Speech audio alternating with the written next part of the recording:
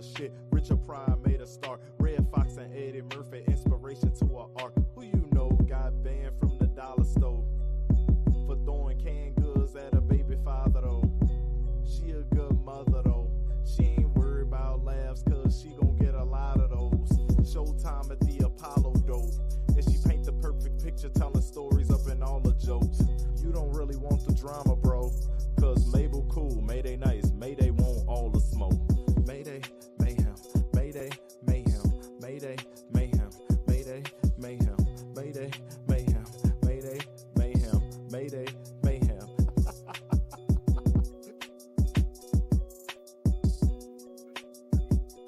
And welcome to another episode of the Mayday Mayhem Mystery, and I am your host, Mayday Mayhem. I want to say I thank you all for listening. Thank you all for tuning in. I have been having some technical problems for the last month, and I think I have finally solved the problem. So now I can stream more, and I'll be able to come live more. Had the issues with StreamYard, like I don't know if it was with the area I was in or what, but I have fixed it. So again, I am your host, Mayday Mayhem, and we have a Mayday Mayhem mystery. Now, I know everyone's watching the docu-series about Jeffrey Dahmer and John Wayne Gacy and Gary Ridgway, and they're all serial killers.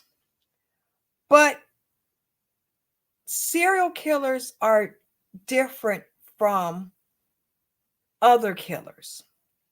And other killers that we're talking about right now are family annihilators. Now, the difference between, to me, in my opinion, the difference between a family annihilator and a serial killer is a lot of serial killers, they don't really have a long time thing with the people they kill. It's usually random people whose lives they taken. It's not people that's really close to them, that lay next to them a lot of times. But family annihilators, they literally will annihilate their whole entire family. And these are people that they sleep next to, children, people that they've watched grow from babies to adults or preteens, their wives, their husbands, their parents. A family annihilator is a whole different form of serial killer. And one family annihilator that we will be talking about today is Gregory Green. Now, a lot of you may have not heard of Gregory Green, but in my opinion, Gregory Green would be considered a family annihilator. Now, before we get started, again, this is for educational purposes. This is for entertainment purposes. I do not permit anyone to do any harm, any violence, or anything bad to anyone. Everything, again, this is a place of positivity, growth, and enhancement. And if we can learn from others, that's the thing to do. A lot of times when I talk about these stories, it's not stories to just talk about. No, these are also things that we need to learn about and learn from. So again, this is for educational purposes only and entertainment purposes only. Thank you for watching, and we're going to continue. Now, Gregory Green, in my opinion, would be considered a family annihilator. Not once, but twice. And you might be saying, Mayday, what the hell are you talking about? How can somebody do it twice? He literally murdered his family 2 times and pled guilty to it. Not once, but 2 times. So again, that's what would classify him. But we want to know, how did he get to be a family annihilator? Now, back here in 1989, he met a young lady and he married her. Her name was Latanya Green. Everyone called her Tanya. So for these purposes, that's what we're going to call her. Now, they had got married in around 1989 and they started having troubles in their relationships. According to friends, allegedly, Tanya said that he would have a break. It's almost like he's two different people. Like split personalities. Like one day he's fine, one way he's fine, then the next time, it's just a snap. What some people might quote unquote try to classify that as is bipolarism, or something. It, to my knowledge, it was never a diagnosis given to him from a doctor. I am not a physician, so I ain't gonna say shit about that. All I can say is this is what he did. So he marries Tanya. And now, mind you, Tanya has 2 other children from a previous relationship. Now, the whereabouts of those children are not known. The whereabouts of their fathers are not known. And I think that would be best for their privacy, especially during these times when everyone has very evasive questions, to personal situations. You understand? So I think it's for best that we don't know who they are and they can go on and try to live some normalcy to their life without being bombarded by people with questions and things like that. Now, in July 14th of 1991, him and Tanya got into an argument, so to speak, and he decides to take the argument to the limits, and he stabs her. He stabs her in the chest, in the back, in the side, the neck, stomach. Stabbed her several times. Then he called 911. By the time, of course, they rushed Tanya to the hospital, she was pronounced deceased.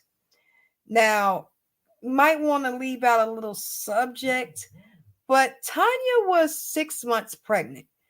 She was going into her 3rd trimester. She was pretty much allegedly at the end of her 6-month 6-month pregnancy, and she was going into that 3rd trimester. So Tanya was very much pregnant, very pregnant, and it was Gregory's child. So again, he gets so enraged into an argument, and I believe it's because Tanya was going to leave him. She was going to leave him because, again, it was alleged that she spoke to friends and told them that, she's going to leave him. So she probably was making her way to leave and told him, I'm leaving. And allegedly, then he permits to killing her. And then he put the knife in the freezer. He called 911 and told them what he did, showed them the murder weapon. And again, they arrested him. He pled guilty. Now, he was to serve between the time of 16 and 25 years. Now, we all know with the judicial system, the way it works here in America, if you're supposed to serve 25, you're probably going to serve half of that time. So, especially if you have good behavior and things of that nature. Now, Gregory served 16 years for the murder of Tanya Green, okay, his first wife. Now, this is where the story gets a little twisted and a little like, whoa, like, like that gives you that gasp, like, oh my goodness. Gregory is able to get out of jail. Now, he had went for parole a couple of times before, and the parole board kept saying that Gregory showed 0 to no emotion.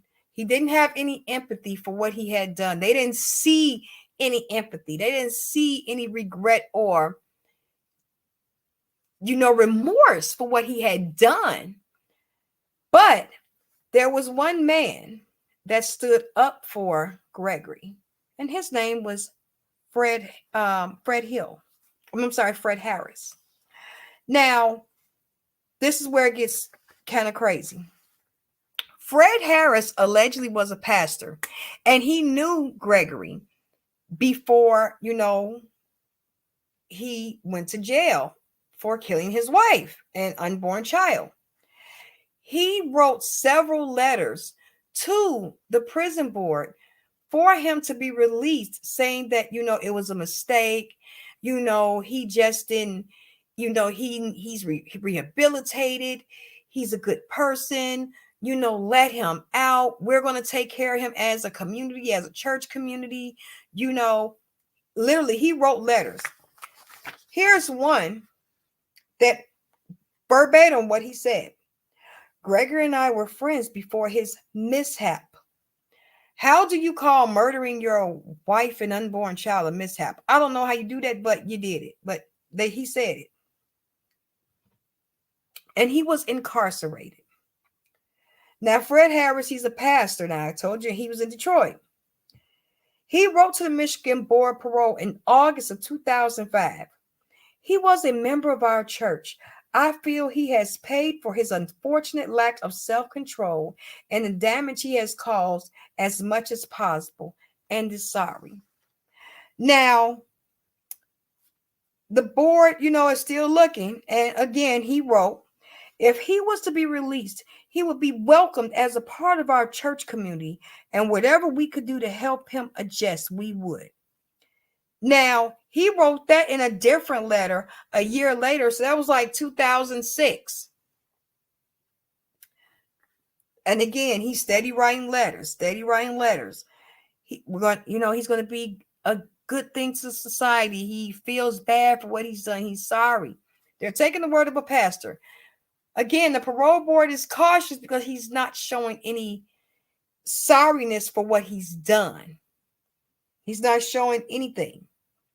So, but they had to look at his, again, when you're serving time here, if you, let's say, get 16 years on good behavior, no troubles or anything, you're probably going to only serve 8 of those years. You're going to serve half of the time.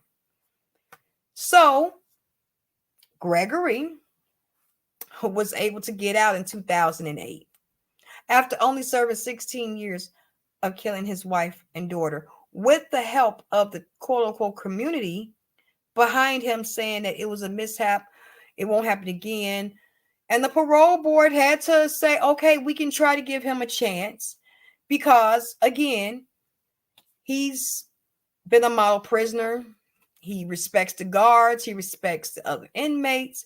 He's only had one encounter and back in 2001 or 2002 where he had a fight with another inmate over the television. So he's a changed man. He hasn't gotten into any trouble other than that. So, of course, they let him go. And he went into the community of church. And this is where he allegedly met Faith. Now, Faith will go on to be Gregory's second wife. And they ended up having 2 children. Now, again, there's nothing wrong if you've been in jail and you served your time. Everyone makes mistakes. Everyone deserves a second chance. Everyone deserves a do-over. However, sometimes if you do certain things, I don't think you should be around certain people. Again, you murdered your first wife. Not saying, I'm just saying, again, for certain crimes. Now, after he left prison in 2008, he started a relationship and later married Faith Harris. Now, during their marriage, they had 2 daughters, Corey, which was 5, and Kylie, which was 4. Now, remember, they had 2 daughters, 5 and 4. And she also had 2 older children. I had their names right here on the tip of my tongue. I hate when I forget a name. because it's not intentional. Kyra Allen and Chadney Allen. Now, Kara was 17 and Chadney was 19. When they got married, of course, I said they had 2 children. Everything's fine until Faith feels as though she wants to leave. She even filed for divorce a couple of times, but did not go through with it. Again, here's a pattern where he has a family, everything's good. He has a wife, he has children, he has everything that he could want, his freedom and everything. And now you're regressing to what you were before you went into prison. You see the difference? Now, on September 21st, 2016. Now, mind you, they had been married, let's say 7-8 years, because he got out in 2008. They later got married. So we're gonna say they've been together 8 years. Within that 8 years, he has slept next to her, eat with her, raised children with her, had children with her. And this was the most sadistic thing he could have done. Now, Gregory here takes Faith to the basement. Okay? When he takes Faith to the basement, he tapes her to a chair and he slashes her face. Okay? He slashes her face, and she's beautiful, and she's still beautiful, with a box cutter so deep that tendons will never be okay. He then takes his own 2 children, puts them in a car, and poisons them with exhaust fumes. He literally took the time to buy the pipe and make it for exhaust and put it into the car while they were sleeping. And he pretty much killed them in their sleep with carbon monoxide. Now, that was planned. His first murder, they couldn't get him on a first-degree murder because they didn't see any planning. But in this murder, he actually bought supplies days before. And again, why do I believe he committed these murders? Because his wife, again, Faith, was leaving him. Again, if I can't have you, no one can have you. And if I can't have this family, no one can have this family. And in this case, he tried to make her suffer because he did more of an ultimate damage to her. He literally took her 17-year-old daughter, Kyra, and her 19-year-old son, Chadney, who had just graduated from a technical school. He wanted to be in broadcasting and make productions and everything like that. And took them in the basement, and he literally shot them in front of their mother. He literally shot them in front of their mother. He tried to torture her in the most sadistic way you could torture anyone. And not only that, while this is going on, he shot her in the foot also. So as she's taped up to a chair, he slashed both sides of her face up, again, to try to take her beauty, something that he could never do.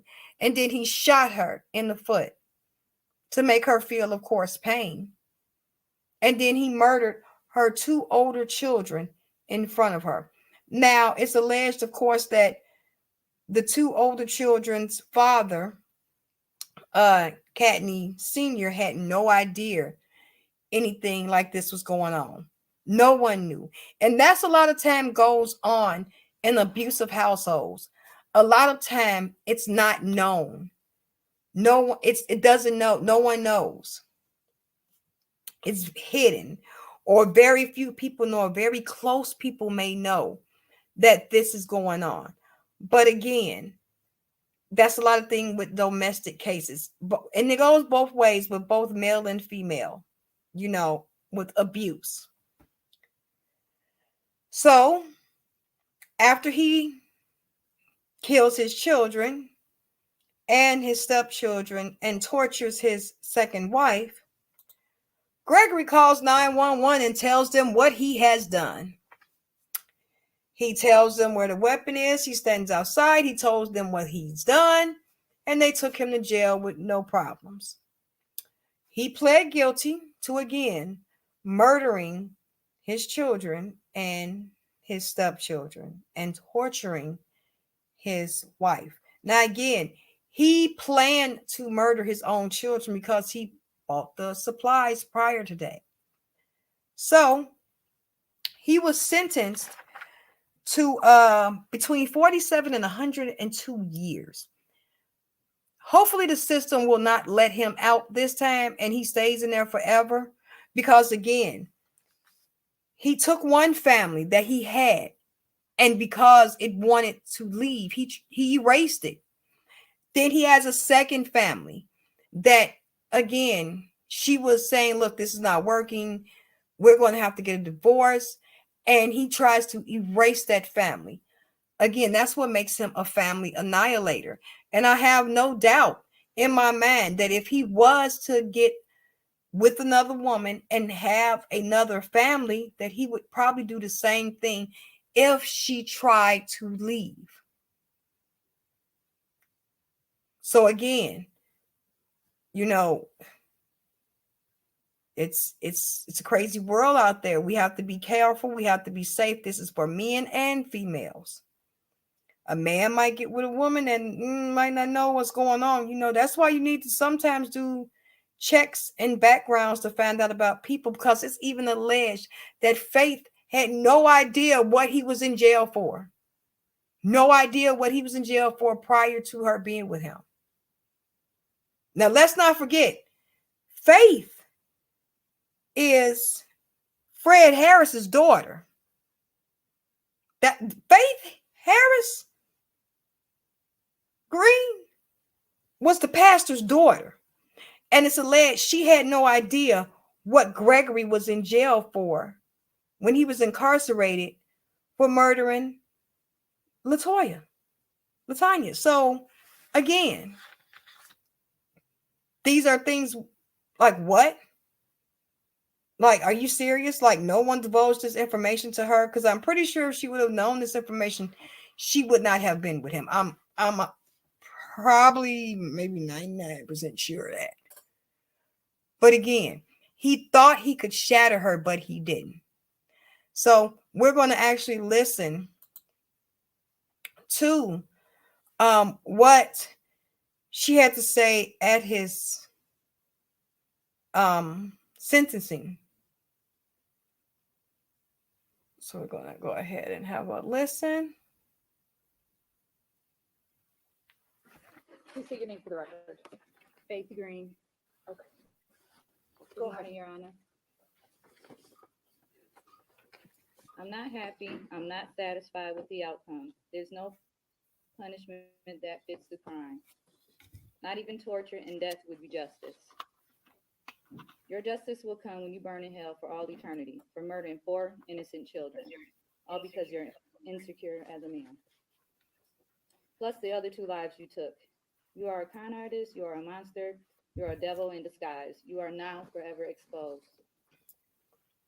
I've thought over and over again what I would say, even though it doesn't even matter. First of all, I am not and did not and will not suffer like you intended for me to do. What you tried to do didn't work. I am and was a damn great mother to all of my children. I was their mother and father. I'm the one who took out the time with each and every one of them. I taught them how to do things as well as people in my family and friends. I taught Chadney how to treat a woman with respect, how to fill out a job application, mock interviews, how to pay bills, encouraging him to give his all in his schooling, producing movies and his drawings. He was a great artist. He graduated from Specs Howard for digital media arts. He wanted to be a producer to make movies. I taught Kara to stay focused, aim high. I showed her how to drive, how a young lady is to carry herself in an orderly manner. Be all that you can be. Try out for everything that you're interested in doing. Pursuing higher education, we were filling out college applications. She wanted to be an OBGYN doctor. She was going to graduate this year from high school. I taught Coy to be open to new things like learning a new language, be confident in doing her schoolwork and in herself. She loved doing arts and crafts with me, letting her imagination run wild. She loved dressing up and putting on my high heels. She would make me laugh, looking at me over her glasses like a little old lady. She loved ballet, cheerleading, and planting flowers with me. My Kaylee had the greatest memory. She loved singing. She loved to carry her purse, which was always filled with hand sanitizer and lip gloss. She loved getting her nails painted and sometimes doing it herself. She also loved ballet and cheerleading. She loved balloons and playing outside. I taught I taught them to be giving, loving, and respectful, to help others, to volunteer. They were not selfish children. Coy and Kaylee were learning about kids less fortunate than themselves. I took them with me to purchase items for Christmas and explained to them what we were doing to make them happy. I always encouraged them and told them that they can do anything they put their minds to do. Those are the lives that you took. You tried to separate them from each other. They are siblings who loved each other and spent time with one another. Trying to split them up didn't work. They are together more than ever. Chadney and Kara are still watching over the little sisters, Coy and Kaylee, forever. I carried each one of them in my womb for 9 months and raised them.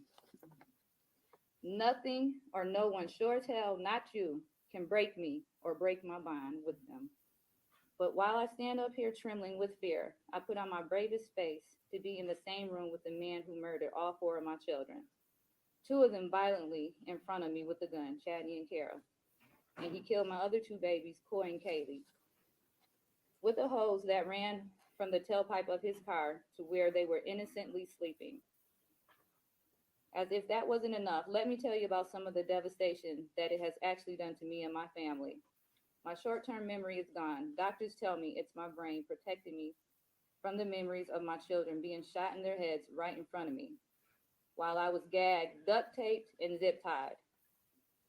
Every time I find strength to get out of bed, as soon as I walk, I'm in extreme pain, sharp pain, from where he shot me in my foot. They don't know if I'll ever walk again without pain. Think about that for a second. Never being able to again to walk without pain. My doctors say I have post-traumatic stress disorder. That's where the migraines and nightmares come from. Sometimes I dream of the night all this happened and wake up screaming and sweating, thinking that I can save my children somehow. Then I realize that the nightmare is actually reality and my children are really gone, and I try to find the strength to start my day somehow.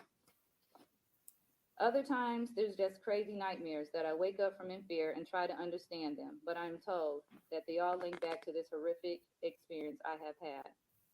I can't think of the last time I really rested without medication. I can still feel the zip ties around my wrist, and it triggers horrible memories of that night. There's times I find myself drifting off into thought and then realize I'm not thinking of anything. I'm empty, lost, really I'm lost, not really knowing what to do with myself, just existing day to day. I miss my children so much that words will never be able to explain.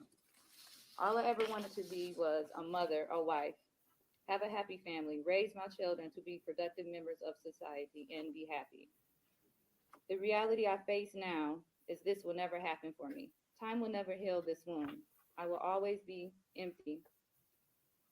A part of me will always be missing. If the day ever comes when I do wake up and it's not the first thing that I think about, when I look in the mirror, I will always be reminded by the scars he put on my face, cutting me from my ears to my chin with a razor blade box cutter. The pain on the left side of my face never goes away. He cut me so deep that it severed multiple nerves that may never heal correctly. I lost so much blood. I was in critical condition for days. I should have died. Some days I wish I would have. He has scarred me for life. My whole family is devastated emotionally by what has happened, but it has extremely been hard on my parents.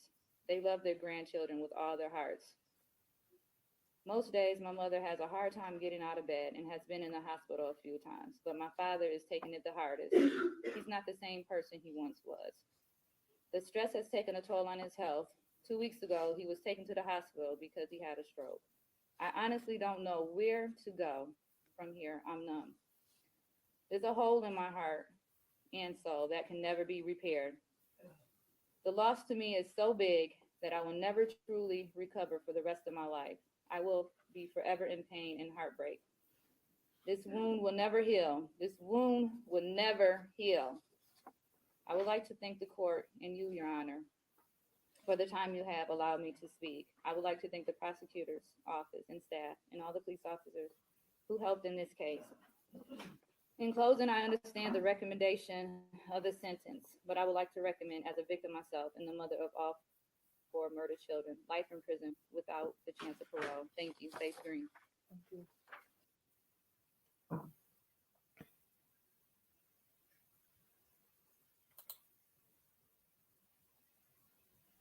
Now, as you can see, he tried to break her, but he couldn't. He can't. Again, he is a family annihilator. And he even tried to cry in court a few times saying he was sorry. And it was the most monotone I'm sorry I've ever heard. So again, my thoughts and prayers go out to the family. And of course, Faith. Because it's devastating. My heart goes out to Latoya's family.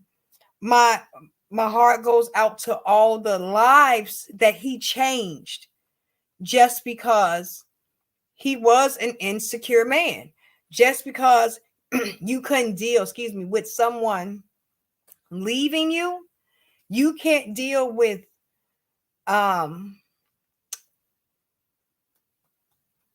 rejection. That's a problem.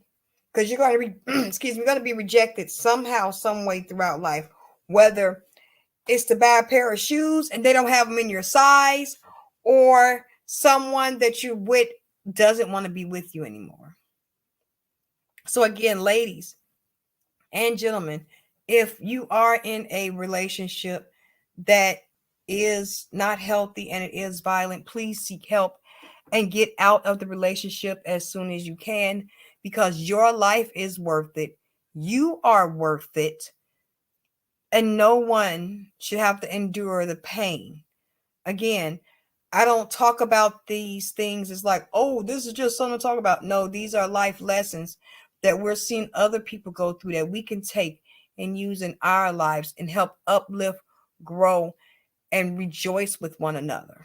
So, again, thank you for listening. I will be coming back live again since I fixed the situation with the StreamYard and I guess my modem.